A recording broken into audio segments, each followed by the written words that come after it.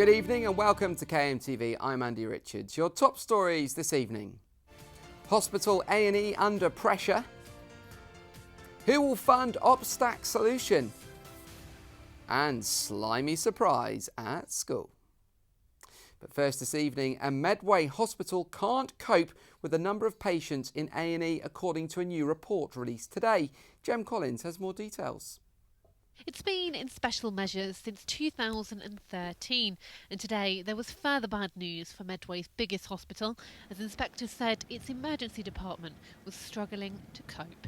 The emergency department here at Medway Maritime Hospital was originally built to deal with about 45,000 patients every year, but in fact that figure is now more like 100,000, working out at about 275 people every single day.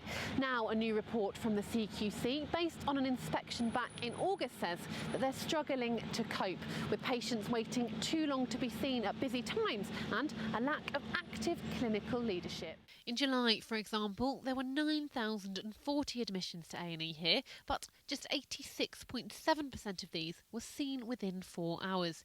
In a statement, Medway NHS Foundation Trust, which runs the hospital, said they were committed to working with their healthcare partners to help address the issues raised and were committed to excellent patient care. This is Jem Collins in Medway for KMTV. Police have revealed that one of their officers was injured during a National Front march in Dover. Around 250 protesters from several groups attended the demonstration, which started at around 12 o'clock on Sunday. The far-right activists were met by opposing groups, but while there was some violence, no arrests were made. One police officer had a bruised shoulder and parked cars were damaged in Russell Street after various items were thrown at them. Extra police officers were on duty to keep the ground separated and allow the march to run peacefully to Dover Eastern Docks. Our Operation Stack solution is worth the cash. That's the message from Kent County Council after KMTV revealed a new plan to help stop the misery of OpStack. It comes with a price tag of more than £450 million. Council bosses who helped to put forward the scheme have told us that the plans are value for money and Westminster should be the ones stumping up the funds.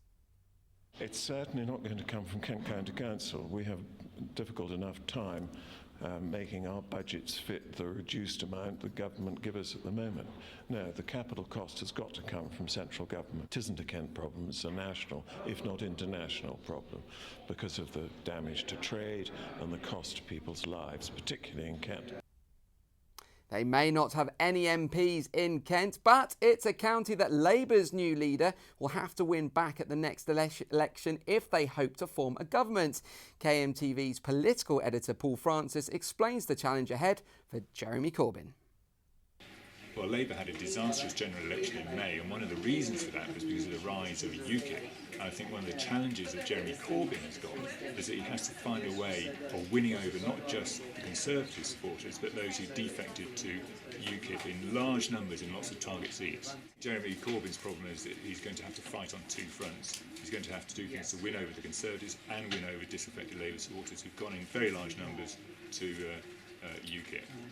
And the areas where that problem is going to be most pressing is around some of the coastal towns, areas like Thanet, more deprived places in the county, where there's a real UKIP drive and success in recent elections. And finally, a group of pupils from Maidstone were shocked to discover their school snail had made itself pregnant during the summer holidays. Aidan Gregory has more. Pupils at a Maidstone school have returned from their summer holidays to discover that their classroom pet is mysteriously pregnant. The hunt was on for the father, but it turned out Barbie Kent, the giant African snail, had managed to make itself pregnant. While snails are hermaphrodites, meaning they have male and female genitalia, it is rare for them to make themselves pregnant. Year 7 and 8 children at Boughton Lane School comforted the mollusk while it went through contractions, which lasted several days, by stroking its shell and playing classical music. While it is the early stages, the naming process has already begun, with Angel and Precious proving popular. So before we go, let's just have a look at the weather. There's been a weather warning in place today thanks to high winds, but they should settle down by about 8 o'clock tonight. There will be some rain about it in the county overnight, but other areas will be fairly clear with a maximum temperature of 13. Tomorrow is fairly mild, but will be overcast for most of us, and we can expect it to be around 17 or 18 degrees Celsius. Well, that's all from us this evening. We'll be back again tomorrow with all the latest stories from across the county. Have a great evening. We'll see you soon. Good night.